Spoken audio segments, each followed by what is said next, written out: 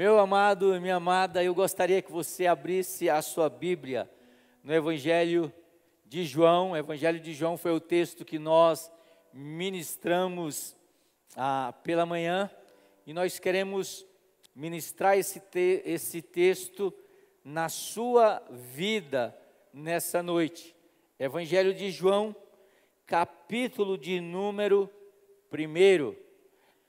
Evangelho de João, capítulo de número 1, glórias a Deus, e o verso de número 1.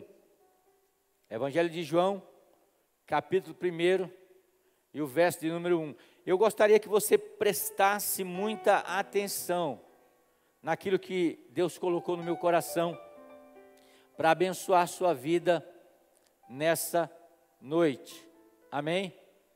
Então, Evangelho de João, capítulo 1, e o verso 1 diz o seguinte: passando essas coisas, havia uma festa dos judeus, e Jesus subiu para Jerusalém. Ora, existe ali junto à porta das ovelhas, um tanque chamado em hebraico Betesda, que tem 5 pavilhões. Neste jazia uma multidão de enfermos, cegos, coxos e paralíticos, esperando que se movesse a água, porquanto um anjo descia em certo tempo, e agitando, o primeiro que entrava no tanque, uma vez agitado a água, sarava de qualquer doença que tivesse. Estava ali um homem enfermo, havia 38 anos.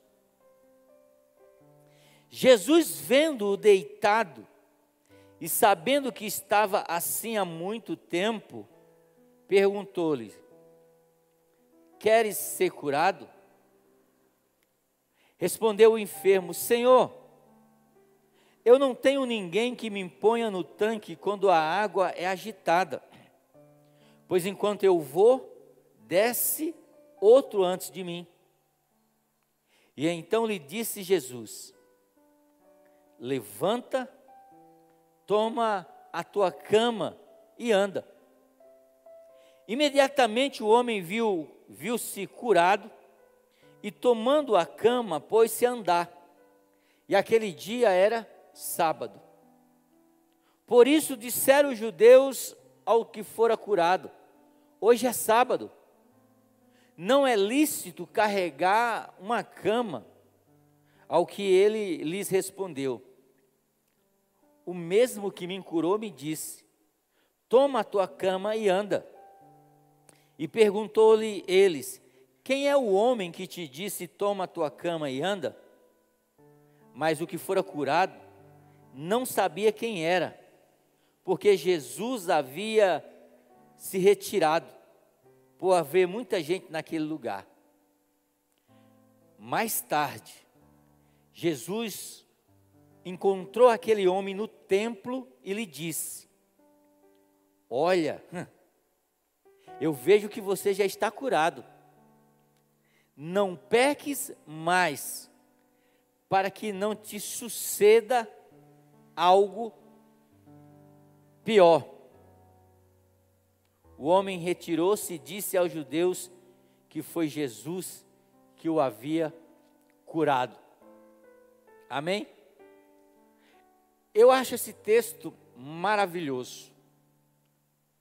E acho esse texto um texto que tem muitas verdades para serem aplicadas na nossa vida. Para que você entenda os conceitos que nós vamos aprender nessa noite, você precisa estar bem claro dessa história. E como é que é a história?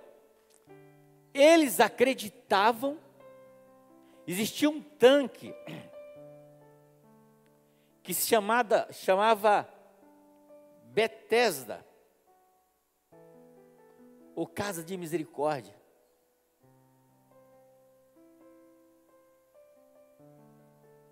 que eles acreditavam que de tempo em tempo vinha um anjo, e de alguma forma aquele anjo caía naquela água, e aquela água começava a se mexer, e as primeiras pessoas que entrassem naquela água eram curadas. E o texto nos faz entender que era de tempo em tempo, ou seja, a Bíblia diz que Jesus ele está ali na festa do tabernáculo, a festa das primícias. Era uma festa que acontecia uma vez por ano. E talvez era nessa uma vez por ano que as pessoas faziam a peregrinação para ir até esse tanque. E eles levavam, quando o texto fala de cama, de leito, a cama daquele tempo era uma esteira. Não sei quem é do interior aí, Júnior, né, de Palmeiral, dormiu muito em esteira, feito daquelas... como que é o nome lá, Júnior? Você sabe, né? Juta. Fazia aquelas esteiras lá, e aquilo lá era a cama que o Júnior deitava ali em Palmeiral.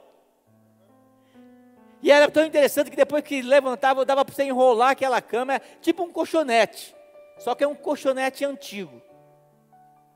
Então as pessoas iam lá, e aqueles que não podiam andar, eles se deitavam ali, e ficavam ali aquela aglomeração de gente.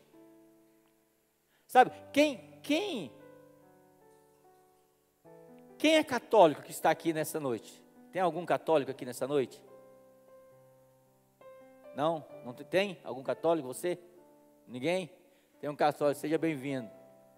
É mais ou menos igual assim, quem era católico, como eu era católico, e sempre tem aquelas peregrinação que as pessoas vão em Aparecida, não é isso? Dia 12, eu acho que dia 12 de outubro, a peregrinação maior que o pessoal vai lá. Então tem aquela romaria, onde as pessoas vão até a Aparecida agradecer algum milagres que eles entendem que foi dado por elas. Só que aqui, todos os enfermos e doentes nessa festa, eles iam para esse tanque, onde eles acreditavam que um anjo descia, de tempo em tempo, e o primeiro que pulasse lá dentro daquele tanque, quando a água era mexida, era curado. Agora vocês imaginam a situação, o tanque, aquela piscina, aquele monte de gente observando o paralítico cego. Aí, por acaso, alguém diz assim, a água está mexendo. Aí todo mundo pula, lota a piscina. E aí, irmão, ninguém sabe se alguém foi curado, se não foi curado. Não sabe, porque pulou todo mundo. Não sabe nem se tinha cura, né, realmente. Porque o texto diz que eles acreditavam, não estava dizendo que curavam. E aquele homem estava ali, sabe quanto tempo que ele ia ali naquela peregrinação? 38 anos. Não está falando da idade dele, ele devia ser mais velho, mas 38 anos, ele ia todo ano e não era curado. Já imaginou a frustração do coração daquele homem? É igual alguns, vai na igreja um dia, vai uma semana, e ele já quer ser curado, já quer receber milagres, começa a desanimar, não vou mais não, vou ficar em casa. Mas esse homem estava ali, de corpo, mas a alma dele já não estava ali, a esperança dele já não estava ali mais. Vocês vão entender porque que a esperança dele já não estava. Ele estava só de corpo, igual alguns irmãos muitas vezes vêm no culto, mas ele vem só o corpo, né? A alma e o espírito ele deixou só alguns irmãos aí, se é dia de jogo, ele deixou lá no estádio. Só está o corpo aqui. E esse homem estava desse jeito. E a Bíblia diz que Jesus chega, olha e faz a seguinte pergunta para ele: você quer ser curado? Aí o que é que ele diz? Ele diz: ah, Senhor, não tem ninguém aqui que dá um empurrãozinho para mim quando a água se mexe. Porque quando eu penso em pular, já pula outro em meu lugar, e aí eu nunca fui abençoado. 38 anos. E aí Jesus olha para ele e fala para ele o seguinte: olha, fala o seguinte, pega a tua cama, o teu colchonete, levanta. E a Bíblia diz que por um impulso aquele homem se levanta, ele é curado e ele vai embora. Nem se despede, nem pergunta quem curou ele. Esse é o texto. Agora, o que nós podemos aprender nesse texto? Se você é daquelas pessoas que gosta de notar, note aí.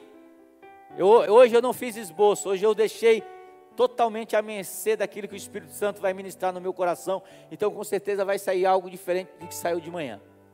Mas de manhã eu aconselho você amanhã, quando você for para sua casa, né? Você a ouvir a ministração que foi ministrada de manhã. Foi boa também.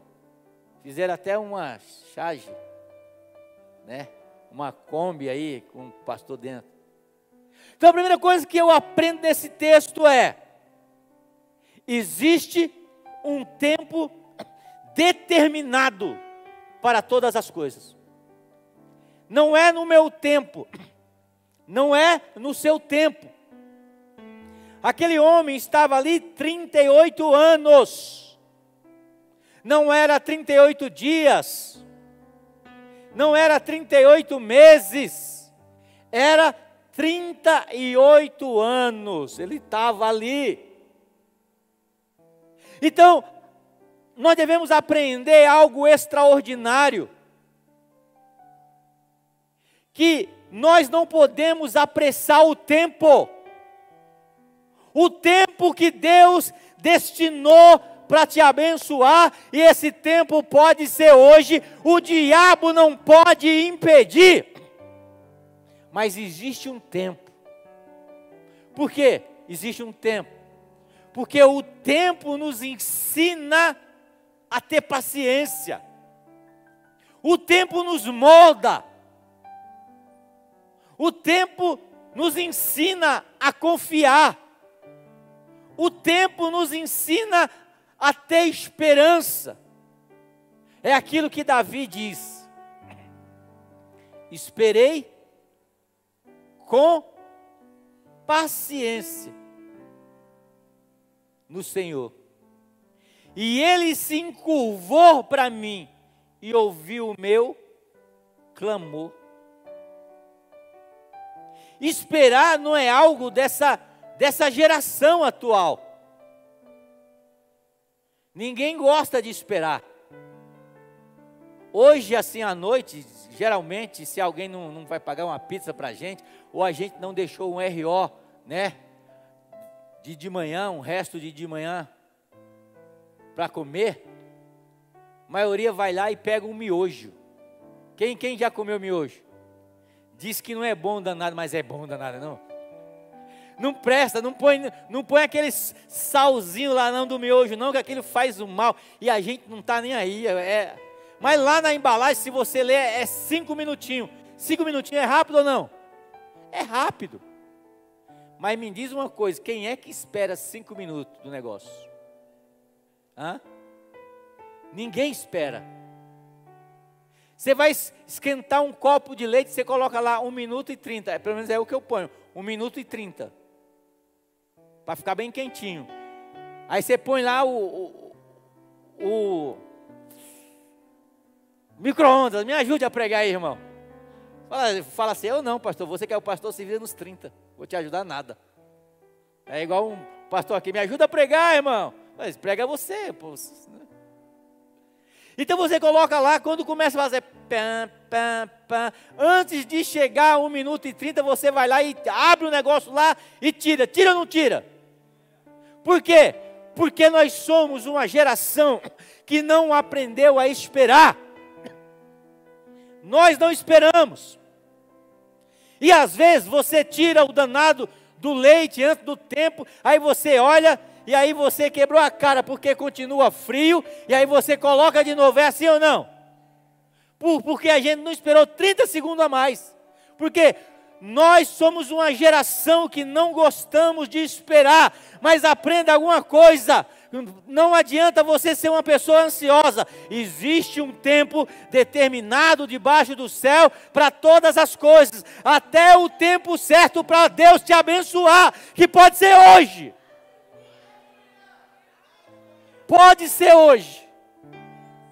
Então a primeira coisa, coloque aí no seu celular, onde você marca, no seu smartphone, e no tablet, na mão, na testa, não sei. Primeiro, existe um tempo para que a nossa bênção possa chegar. Existe um tempo para que a nossa vitória possa chegar. Você que desaprendeu tudo, porque você vai na escola, tem que ficar um ano para passar para o outro ano, é ou não é? Tem que ficar. E a gente desaprende esse negócio, mas a gente aprende desde criança. Mas é desde criança que a gente já nasce ansioso. Quem tem criança de colo que mama ainda? Quando a criança está com fome, né? Aí você vai lá, começa a esquentar. Eu já fiz isso com a minha criança. Começa a esquentar e a criança chorando. Aí você vai lá, se queima todinho. E a criança chorando, aí você vai lá e enfia a mamadeira na boca da criança. O negócio está quente. Aí ela espera. Quando ela se queima, ela espera. Por quê? Porque desde criança nós não aprendemos a esperar. Tem uns aqui que nem da barriga da mãe não esperou, nasceu antes de 9 meses. Quem nasceu antes de 9 meses aqui? Levante a mão. Ó, apressadinho, apressadinho, apressadinho. Ó, um monte de apressadinho que não esperaram. A Sueli, esses dias, essa semana, estava falando, ela se enganou, lógico. Ela falou assim, não sei quem lá, vai fazer 12 meses para a criança nascer. Eu falei, que 12 meses? Não é filho de burro, não. Filho de burro que demora 12 meses é 9. Agora tem uns que nascem antes. Por quê? Porque não sabe esperar. Então o primeiro segredo, a primeira lição que nós aprendemos aqui, aprenda a esperar.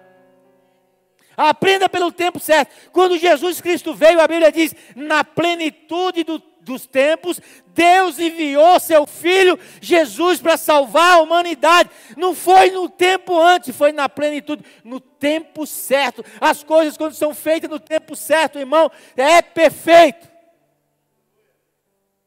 É perfeito. É por isso que Deus fez tudo ali, ó, em 6 dias. No 7º descansou. Você anda trabalhando demais. Você anda fazendo coisa demais. E você não segue o exemplo do seu Deus. O seu Deus disse assim, foi 6 dias trabalhando e no 7 descansou. Você sabe como que é a palavra descanso? O significado da palavra descanso em hebraico? Vou te ensinar para você aprender a descansar, meu irmão. A descansar. O significado significa desfrute. Ou seja, quando você trabalha a semana inteira, que chega o final de semana, que é o seu descanso, aqueles dias é para você desfrutar. Quando Deus fez o mundo em 6 dias, a Bíblia diz que Ele desfrutou, desfrute.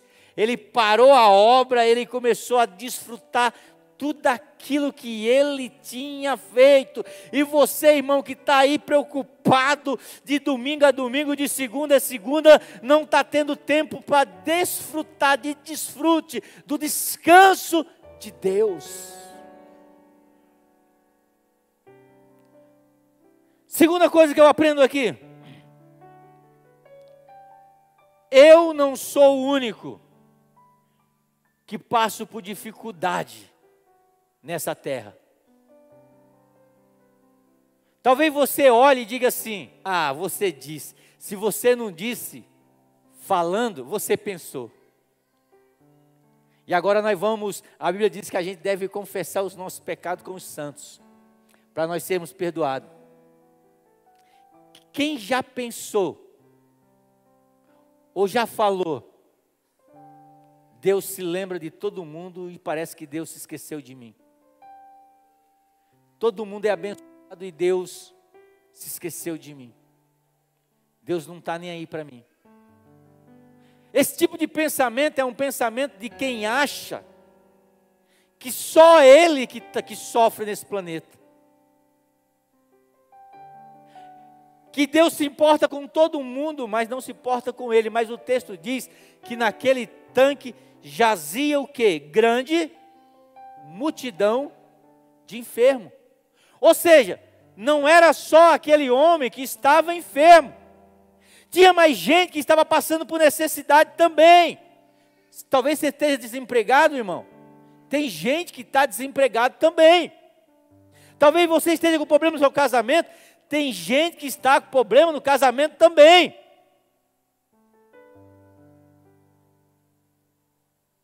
Talvez você esteja enfermo.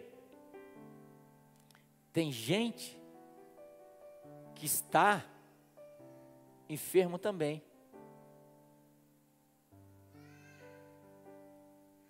E às vezes a situação é pior do que a nossa. Essa semana nós estamos numa semana que a gente está fazendo entrevista com os novos pastores. A gente faz entrevista com eles. E a gente estava fazendo entrevista com um rapaz novo, que ele adquiriu um câncer no reto e teve que cortar uma parte. E ele novo, ele vai, não existe possibilidade nenhuma dele fazer a sua necessidade por onde tem que ser feita. Agora ele vai usar a vida inteira uma bolsa de colostomia. Se Deus te livrou disso, glória a Deus. Se o teu problema é pior do que esse, irmão, glória a Deus. Sabe por quê? Porque tem gente passando por dificuldade maiores do que a nossa. E eu não vi naquele homem nenhum sentimento de tristeza no coração dele. Nenhum. Então, a segunda coisa que eu tenho que entender é que eu não sou exclusividade da ira de Deus. Deus não simplesmente olhou lá de cima e disse: vou focar a ira no Sandro. Não. Todos nós passamos por dificuldade. A única diferença é como nós reagimos à dificuldade que nós passamos. Mas se nós temos uma intimidade com Deus, se você crê que Deus é aquele capaz de fazer muito mais do que aquilo que pedimos ou pensamos, a gente descansa no Senhor, a gente tem paciência no Senhor, porque no tempo certo essas coisas melhorarão na nossa vida.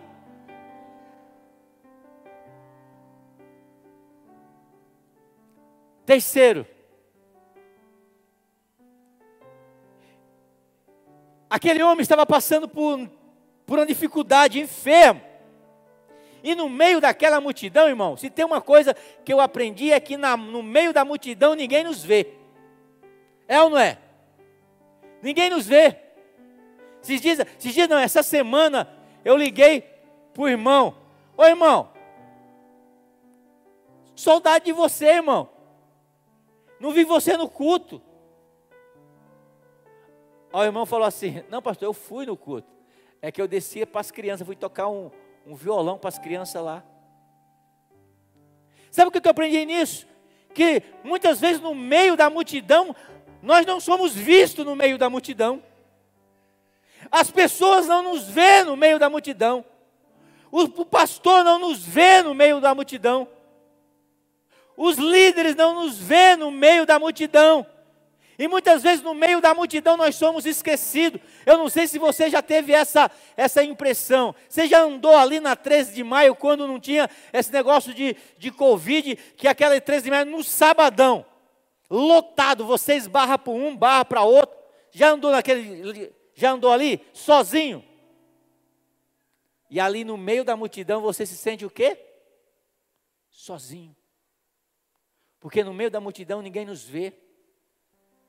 Mas eu aprendo que nesse texto, Jesus Cristo enxerga aquele homem no meio da multidão. Então eu quero dizer aqui para você nessa noite, quando Deus olha para esta igreja, como está, cheia de pessoas, como está, Ele não olha a multidão, Ele está olhando você, Ele conhece o seu problema, Ele sabe o seu nome, Ele conhece tudo aquilo que você está passando.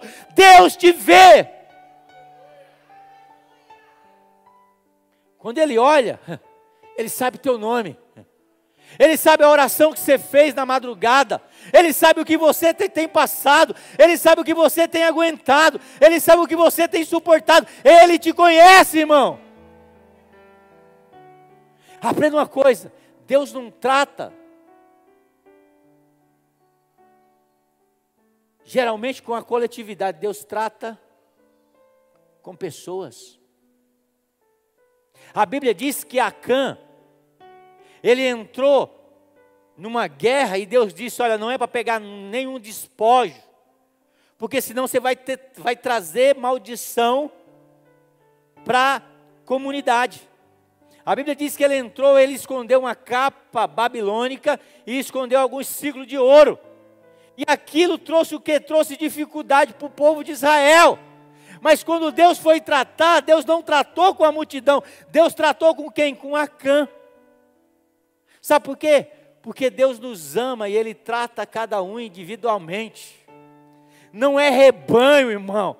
Embora, quando a Bíblia diz assim, que ela nos compara a ovelha, ela está dizendo que compara você e a ovelha com a simplicidade da ovelha, com a inocência da ovelha, mas Deus não trata você como rebanho, Deus trata você como único. É por isso que você tem uma digital que ninguém tem, é por isso que a íris do seu olho é diferente de todas elas, por quê? Porque você é único. Deus te escolheu, Ele tem um propósito, Ele te conhece, Ele sabe a tua necessidade. Então para com essa história de dizer que Deus não te ama. Ah, Deus não me ama. Sei que é o que eu estou fazendo aqui nessa terra. Ah, eu queria. Deus te ama. Olha, eu vou te explicar uma coisa que eu falei de manhã cedo. Quando um homem casado, ele tem uma relação sexual com a sua esposa, e quando ele chega, eu vou usar aquelas palavras bem antigas, no coito, quando ele chega, ele ejacula dentro da mulher milhões de espermatozoides. E todos aqueles milhões de espermatozoides, todos com possibilidade de nascer e gerar uma criança, se nascesse todos só naquela relação, você ia fazer uma fila de criança até São Paulo. Estou te falando. Mas quando ele ejacula dentro da mulher, o espermatozoide, ele corre ali cerca de 5 centímetros até chegar no útero da mulher. E ele vai ali devagarzinho, e um vai por cima do outro, e no meio do caminho alguns morrem. E quando ele chega ali no útero da mulher, eles começam a bater. Todos ali com possibilidade de ter vida. Aí Deus olha para você e diz, quer uma força aí, Adriano, para entrar?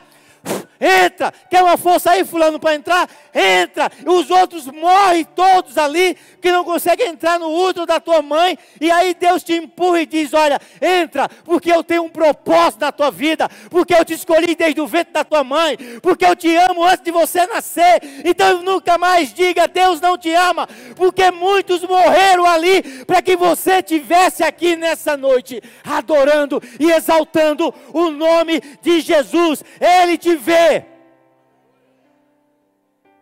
A Bíblia diz, Jesus viu aquele homem, conheceu a necessidade daquele homem, e perguntou para ele: olha, você quer ser curado? Sabe de uma coisa, eu vou trazer agora de frente para trás. Antes de Jesus perguntar, você sabe por que aquele homem estava doente? Você sabe por que aquele homem estava doente? Você sabe por que muitas pessoas estão doentes? Dentro das igrejas, fora das igrejas? Depois que aquele rapaz foi curado, Jesus encontrou aquele rapaz. E o que Jesus disse para ele? Olha, eu vejo que você já foi curado. Vá e não peques, para que não te suceda algo pior. Você sabe por que aquele cara estava doente? Pecado.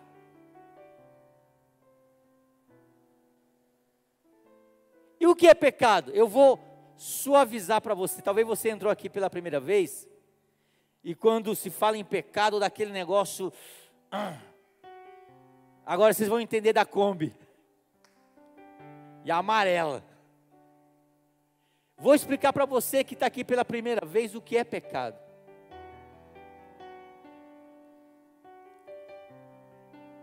Um tempo atrás, vou repetir de novo a história da Kombi. Eu pedi emprestado uma Kombi de um amigo meu para fazer um trabalho. E ele falou: está aqui, pastor, a chave, só que ela está com pouco combustível. Se o senhor for andar muito, abastece. Eu fui lá no posto e falei: enche aí, põe álcool. O cara caprichou, álcool, encheu.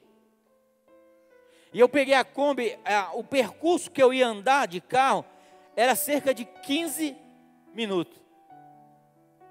Eu gastei quase 1 hora para chegar, porque a Kombi é assim, pá, pá, e o pessoal buzinando: ei, barbeiro, tua mãe é santa, porque a gente, né, Deus te abençoe, filho de Buzi, seu filho de Buzi, quando a gente está mais bravo, sou incircunciso. E a Kombi não andava, chegou lá aos trancos e barrancos. Depois de quase 1 hora, eu liguei pro rapaz e falei: meu amigo, cara, a Kombi quase que não chega aqui. Tá ruim. Ele falou: mas estava funcionando, pastor. Toda vez que a gente pega um carro que é da outra pessoa, o carro é o maior velho, cheio de problema. Na mão do dono não quebra, mas quando você pede emprestado, você não anda 2 metros, quebra alguma coisa. É ou não é? Quem já aconteceu isso aí? Já aconteceu isso aí. E aí eu liguei para ele, aí ele falou: pois espera aí, eu vou aí, pastor. Pegou o carro dele, foi lá na cidade que eu estava. Aí ele olha para um lado, olha para o outro, examina, e ele era mecânico. Aí ele olha: não, mas está tudo certo, pastor, não é possível. Aí ele chega, encosta o nariz lá onde você abastece, lá no tanque. Aí ele chega, fala assim: pastor, o que você abasteceu com o que? Eu falei: eu coloquei álcool. Ele falou: pastor, mas não é álcool, é gasolina, por isso que não vai andar. Tem crente que está andando aos trancos e barrancos, porque está usando gasolina adulterada, está usando combustível falso. Então, pastor, mas aí o que é pecado? Pecado é você querer funcionar de uma maneira que você não foi criado para funcionar. Aquela Kombi foi criada para andar em gasolina. Ela nunca andaria em álcool. Ela até andou aos trancos e barrancos. Talvez você esteja andando aos trancos e barrancos. Talvez as coisas não estejam dando certo na sua vida. Sabe por quê? Porque você está andando de fora do padrão que Deus fez para você andar. Pecado é o quê? É se desviar do alvo. Pecado é o quê? É andar diferente daquilo que Deus programou para que você andasse. Por que esse homem estava doente? Porque ele resolveu andar da maneira que ele queria, não da maneira que Deus queria. É por isso que quando Jesus vê ele curado, diz: olha, eu vejo que você está curado, agora você vai e não peques mais, para que não te suceda algo pior. Talvez algumas pessoas tenham algumas enfermidades. Sabe o que é isso, irmão? Pecado. Sabia que a falta de perdão, ela traz ansiedade, ela traz depressão, ela traz síndrome do pânico. Falta de perdão é pecado. E aí ela coloca esse tipo de combustível dentro da gente, e a gente começa a andar aos trancos e barrancos. Mas nessa noite Deus está dizendo: eu te vejo, aleluia, eu te curo.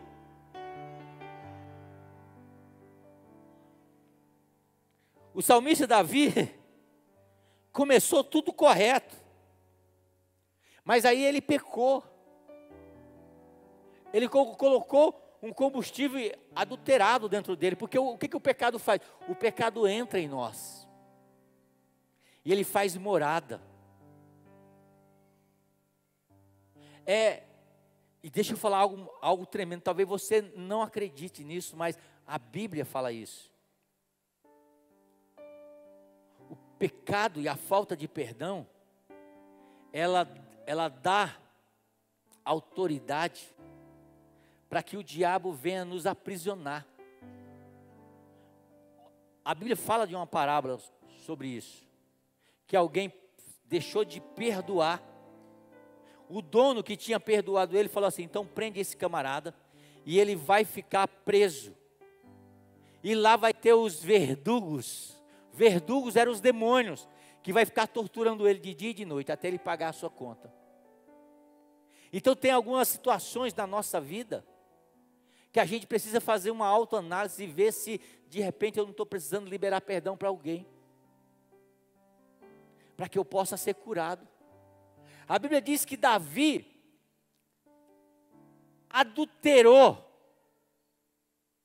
com a mulher do seu soldado, do Urias. E ele,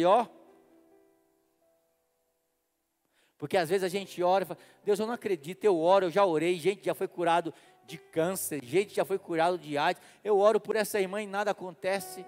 Sabe por quê? Porque ele está calado, ele não fala nada, tem algo dentro dele ali que ele não conta para ninguém, e aí não tem como acessar o coração daquele, para ele, que ele possa ter cura.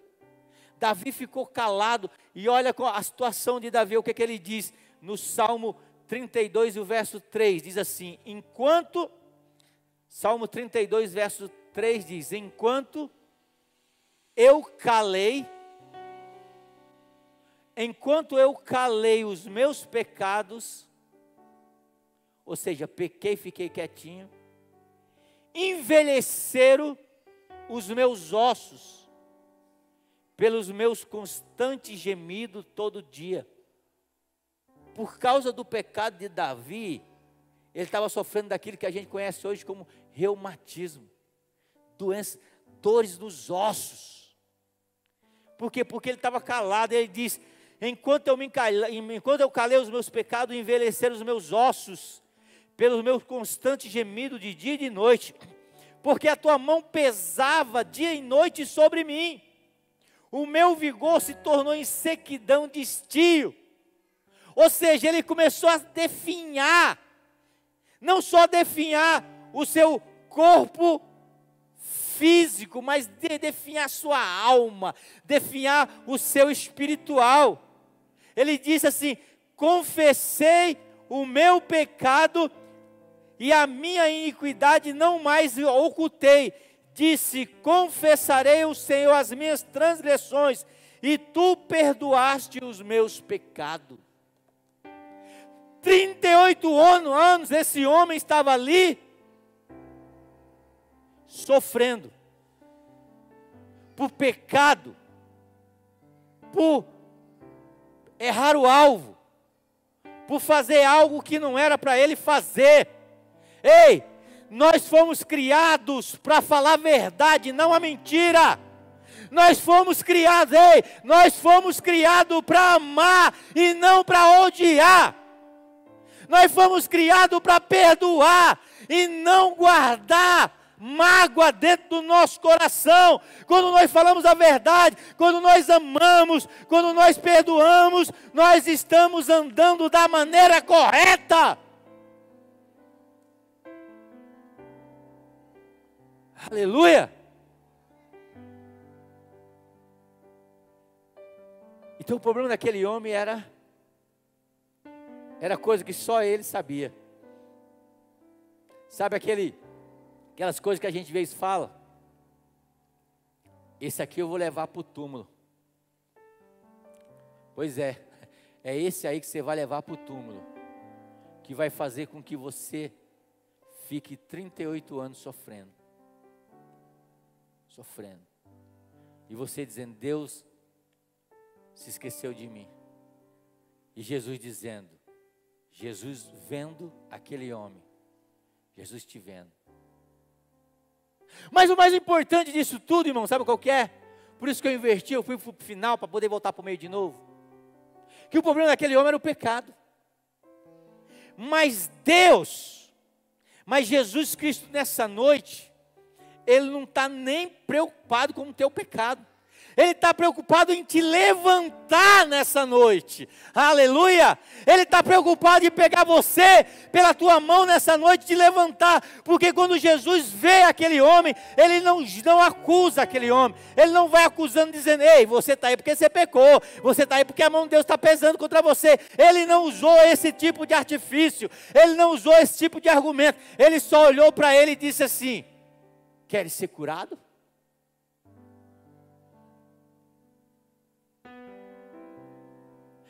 É a mesma pergunta que Ele está fazendo para você aqui nessa noite. Você quer ser curado? Amém? Aí ele diz, Senhor, eu estou nessa situação, mas a culpa é do pastor Adriano. Eu estou nessa situação, mas a culpa é da Jaqueline. Porque Jesus não perguntou de quem era a culpa, o que estava acontecendo na vida dele. Jesus simplesmente disse, você quer ser curado? E ele inventou todas as desculpas para dizer que o sofrimento dele não tinha nada a ver com ele, mas era causado por outras pessoas. Olha, Senhor, não tem ninguém que quando a água é mexida aqui me joga lá dentro. Então se eu estou nessa situação há 38 anos, porque a culpa é de alguém que não me jogou lá no tanque de Betesda. Se eu estou aqui desse jeito, a culpa é do meu pai que me abandonou, a culpa é da minha mãe que me abandonou, a culpa é do meu tio que me abusou. Ei, irmão! Não se trata de culpa, se trata de você querer nessa noite para que Deus te levante, para que você tome o teu leito, tome a tua cama, se levante e comece a andar. Chega dessa história de querer assumir a culpa, ou melhor, não assumir a culpa. Isso vem desde do primeiro livro da Bíblia, quando Deus fala para o homem não desobedecer. E aí, quando Deus vem conversar com Adão, olha que da hora, conversar com Adão. E ele chega e ele não encontra Adão no lugar de encontro. E eu quero até ver a voz doce, não era uma voz de acusação, porque Deus já sabia que Adão e Eva tinham desobedecido eles. Porque Deus é onisciente e onipresente. E Deus diz lá, Adão,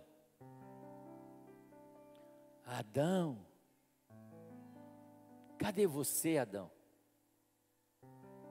Maria, Pedro, João, Felipe, cadê você? Sabe aquele lugar que a gente se encontrava, que era seu lugar de oração, aquela cadeira quebrada onde você se ajoelhava para falar comigo, eu te procurei naquele dia, cadê você? Eu vim aqui para conversar, mas eu não te achei no nosso lugar de encontro. Eu fui perto da tua cama, mas te procurei, mas cadê você? Aí Adão disse, Senhor, a mulher que o Senhor me deu, ela me deu do fruto. Adão disse para Deus, Deus, Você sabe por que eu não estou nesse lugar de encontro? Porque o Senhor não me abençoou mais. Eu não estou aqui, sabe, Deus, porque o pastor me magoou. O líder me magoou. Aquele irmão que tanto eu confiava me magoou. É por isso que o Senhor não me encontrou nesse lugar. A culpa é tua, Senhor. Aí Deus vai para Eva e pergunta para Eva: Eva, é verdade? Eva diz: a serpente me enganou. Sabe qual o nosso problema, irmão? É que nós não assumimos que o estado que nós estamos, tanto espiritual, como financeiro, como emocional, não tem ninguém culpado, a culpa é nossa. A culpa não é de Deus. A culpa muitas vezes não é do diabo, nem tudo é o diabo. Nem tudo que acontece na nossa vida é o diabo que faz. Muitas vezes somos nós que fazemos. E Deus não estava ali preocupado de quem era a culpa. Deus só olha para aquele homem e diz: hoje chegou o dia da tua restauração, porque eu te vi. Eu vi o teu choro. Deus não lança na face daquele homem o pecado daquele homem. Deus só diz: olha, levanta, toma a tua cama e vai viver uma nova vida.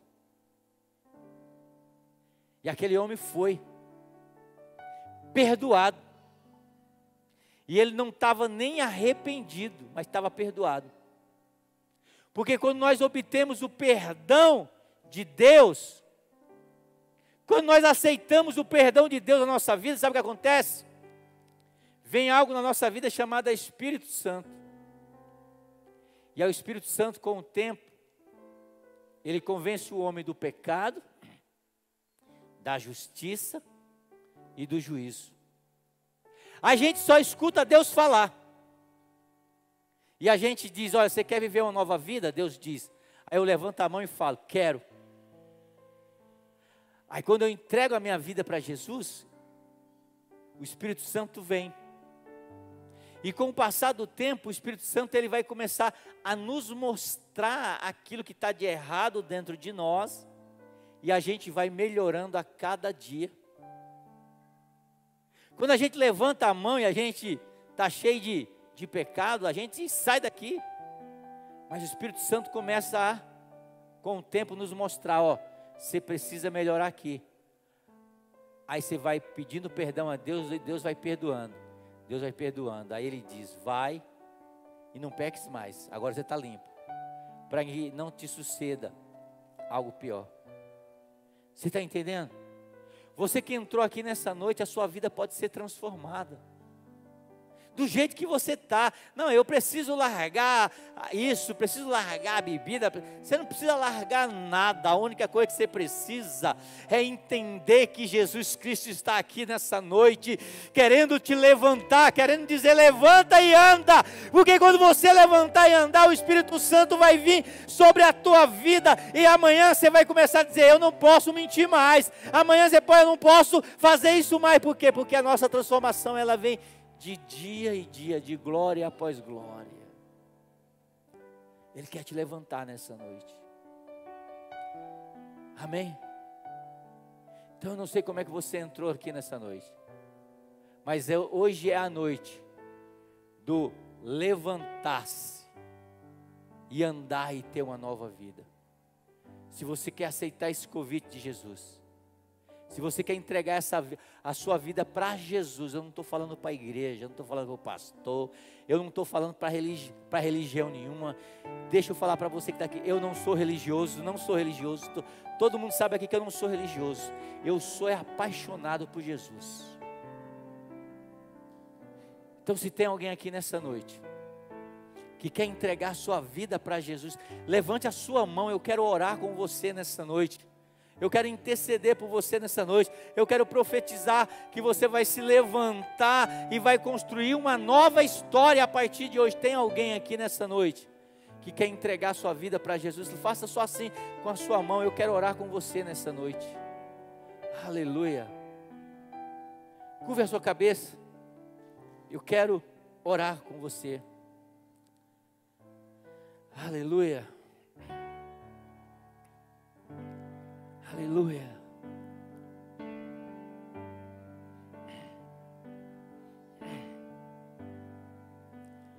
Glória a Deus. Faça sua oração. Glória a Jesus.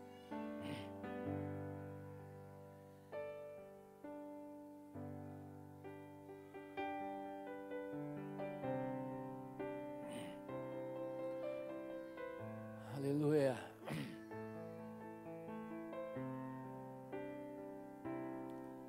Senhor, eu nasci para te chamar de Deus, eu nasci para te chamar de Pai, e andar ao seu lado.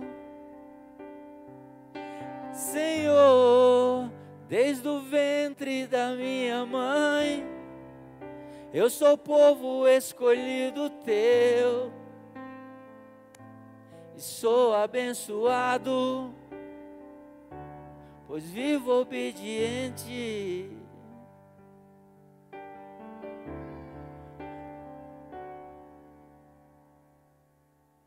Mas todo dia o pecado vem e me chama.